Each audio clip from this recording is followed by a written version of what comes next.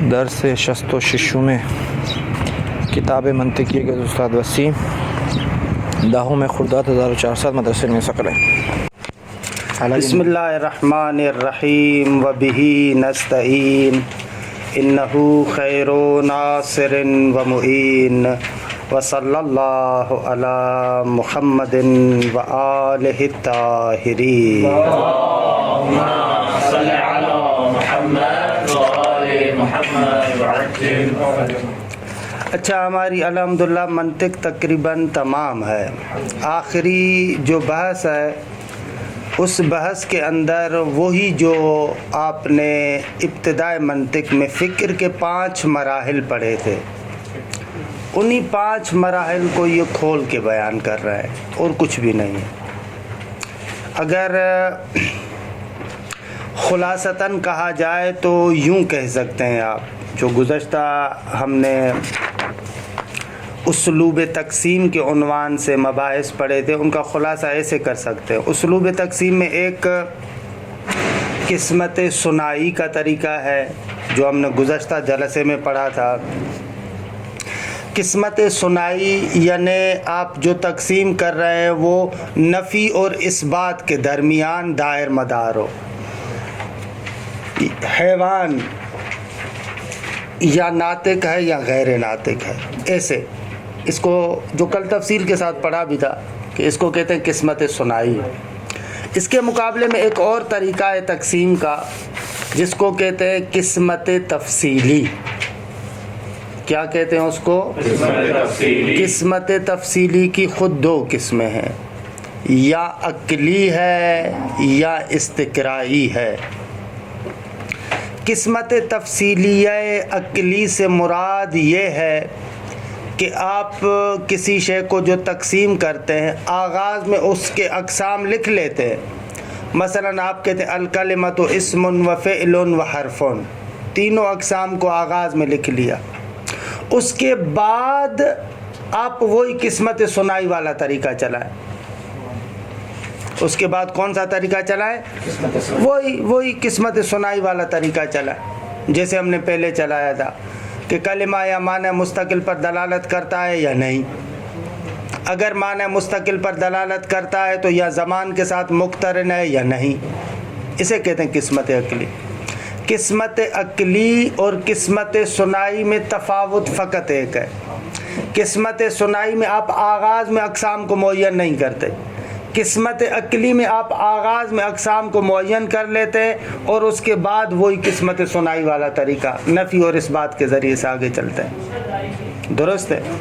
اسے حصر عقلی بھی کہتے ہیں، یعنی عقلی طور پر جتنے اقسام بنتے ہیں جو تقسیم آپ کے مقصود میں وہاں تک تقسیم کو لے کر جاتے ہیں۔ قسمت ثنائی میں ایسے کر رہے تھے نا، نفی اور اثبات میں، پھر دونوں طرفوں میں سے ہر ایک طرف کو آگے تقسیم کر رہے تھے، اسی طریقے سے نفی اور اثبات میں۔ صحیح ہے؟ یہ ہو گئی قسمت عقلی۔ درست ہے؟ ایک قسمت ہے قسمت استقرائی۔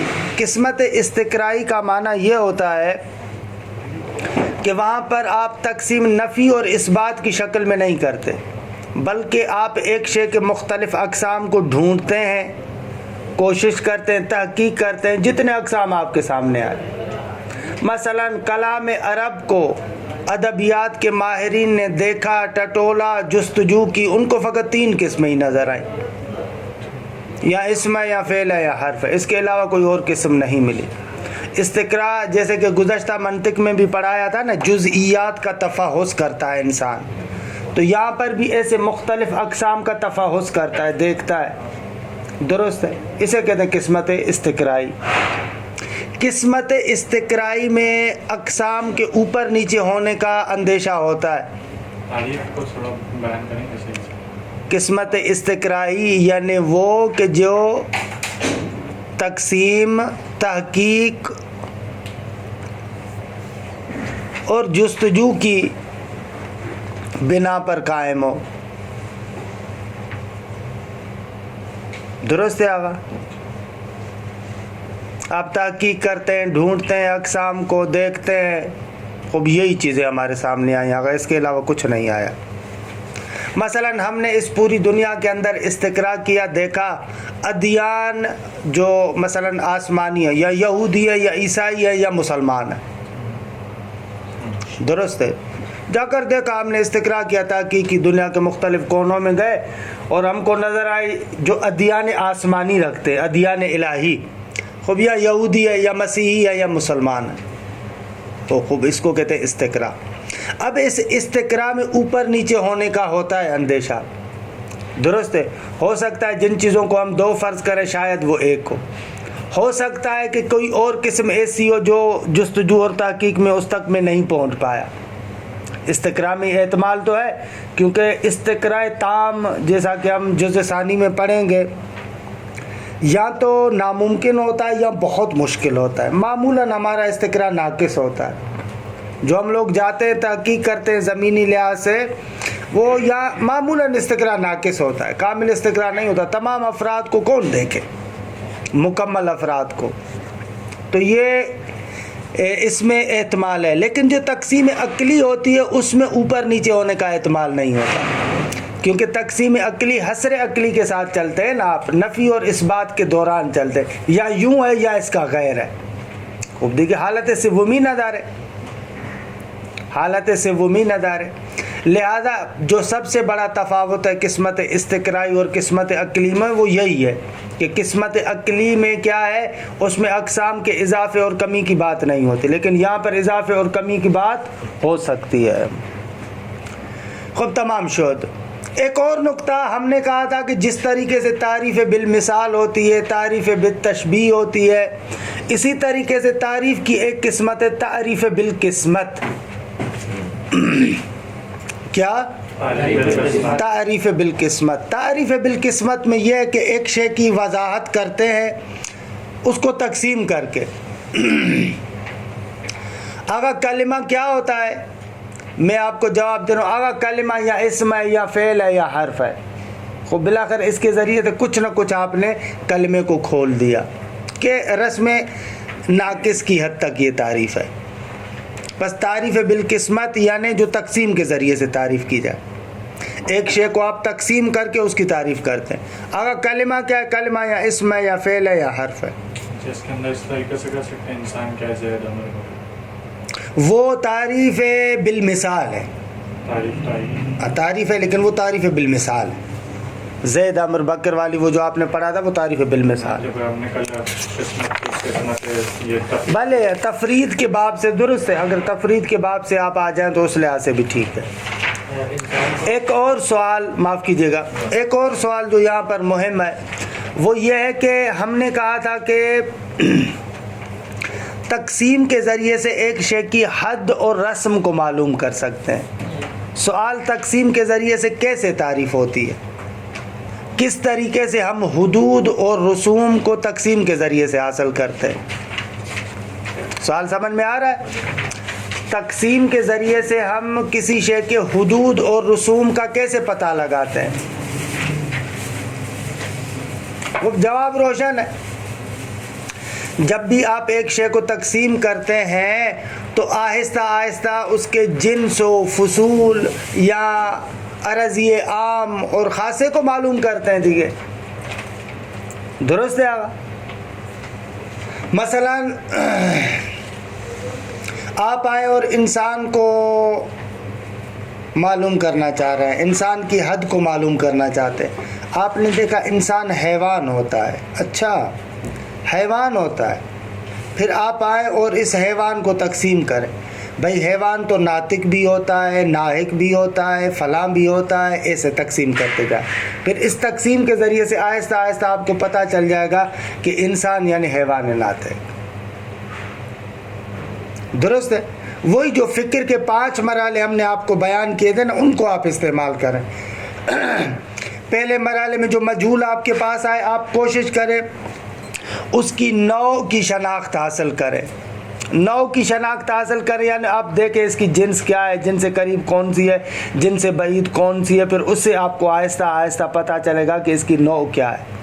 وہاں پر جو ہم نے کہا تھا نا مشکل کی نوع کو پہچانا، وہاں پر نوع سے مراد نوع منطقی نہیں تھی، نو یعنی وہی جسے آپ کہتے ہیں किस بھائی किस्म की کس قسم کی ہے، یعنی وہاں پر آپ بہت زیادہ کوشش کرتے ہیں کہ اس کی جنس وغیرہ کو معلوم کریں. وہاں پر نو لغوی معنی میں ہے، درست ہے. پہلے آپ اس کے جنس کی پہچان کرتے ہیں. اچھا، جب آپ کو اس کی جنس کا پتہ چلتا ہے تو پھر آہستہ آہستہ آپ اپنی معلومات کی طرف آتے ہیں اور دیکھتے کہ اچھا اس کے ساتھ فلاں فلاں چیزیں شریک ہیں. اچھا ان چیزوں سے یہ جدا کیسے ہوتا ہے؟ بھائی انسان کی جنس حیوان ہے، خوب حیوان میں تو فرس بھی آ جاتا ہے، گدھا بھی آ جاتا ہے، گھوڑا بھی آ جاتا ہے، سب آ جاتے ہیں. خوب یہ انسان اب ان سے کن چیزوں میں جدا ہوتا ہے؟ اچھا انسان ہنستا ہے، وہ ہنستے نہیں ہیں. اچھا انسان سوچتا ہے، وہ سوچتے نہیں ہیں. اب ایسے آپ ممیزات کو حاصل کرنا شروع کرتے ہیں، درست ہے. پھر جیسے ہی آپ کو ممیزات کا پتہ چل جاتا ہے پھر آپ آہستہ آہستہ اپنے مطلوب کی طرف پہنچ جاتے ہیں. وہی 5 ادوات جو ذکر کیے تھے. تو اس میں قصب تعریف القسمہ میں کوئی ایک شروعات آغاز کا کوئی نقطہ ہو؟ آغاز کا نقطہ یہ نا آپ اس کی وہی جیسے فکر کے آغاز کا نقطہ تھا، آپ مشکل کی طرف متوجہ ہوئے، دوسری مرتبہ اس کی جنس کو پہچانتے، پھر اس جنس کی پہچان کے بعد اس کے مشترکات اور ممیزات کو دیکھتے. ان ممیزات کے ذریعے سے آپ اس کی تعریف پر پہنچ جاتے. درست ہے. اسی جو جنس کو پہچانا اسی قسمت بناتے بناتے بھلے اس کے ممیزات دیکھیں کہ کون سی چیز ہے جو اس انسان کو دوسرے حیوانات سے جدا کر رہی ہے. اب اس میں آپ ہو سکتا ہے خاصے تک پہنچے، ہو سکتا ہے آپ فصل تک پہنچے. ایسے یہ پوری بحث ہے آخری کہ انشاءاللہ اس کا میں نے عرض کیا کہ عبارت کا یہ جو حصہ ہے یا آپ خود مطالعہ کیجئے گا یا خود میں آپ کو بھیج دوں گا کہ مطلب ہی نہ دارے. وہ بات ہے اگر اس طریقے سے آپ لوگ وقت ضائع کریں گے تو دہرائی نہیں ہو سکے گی. بھلے یہ جو جیسے ہم کلمہ کو 3 اسم فعل اور حرف میں وہ کرتے ہیں، یا اسم ہے یا فعل ہے یا حرف ہے، ٹھیک ہے، تو یہ کس میں آئے گا؟ یہ قسمت ثنائیہ میں آئے گا یا پھر اس میں آئے گا تفصیلیہ میں؟ خوب کہ اگر شروع میں آپ کہہ رہے کلمہ یا اسم ہے یا فعل ہے یا حرف ہے، یہ قسمت تفصیلی ہے، سنائی نہیں ہے. یہ تو اگر تفصیلی ہے تو آپ کہہ رہے ہیں تفصیلی میں اوپر نیچے کوئی ہو سکتا ہے شرط، جیسے تفصیلی استقراری میں. خوب اس میں فعل کیا ہے؟ اس میں فعل ہے یا حرف ہے؟ اس میں فعل مثلا نالا باز ہے اپنی جگہ پر. ایک میں اس میں وادی میں نہیں جانا چاہ رہا، لیکن میں کہہ رہا ہوں کہ احتمال ہے. بعض لوگوں نے احتمال دیا کہ وہ قسم چہارم ہے. میں اس قضاوت میں نہیں ہوں کہ قسم چہارم ہے یا نہیں ہے، کیا ہونا چاہیے، لیکن کہہ رہا ہوں کہ یعنی احتمال ہے. بعض لوگ اس طریقے سے دیتے ہیں. خوب آتے ہیں کتاب کے آغاز کی طرف. تو آغاز میں جو خلاصہ آپ لوگوں نے خود بنایا بھی ہے اور چلیں ٹھیک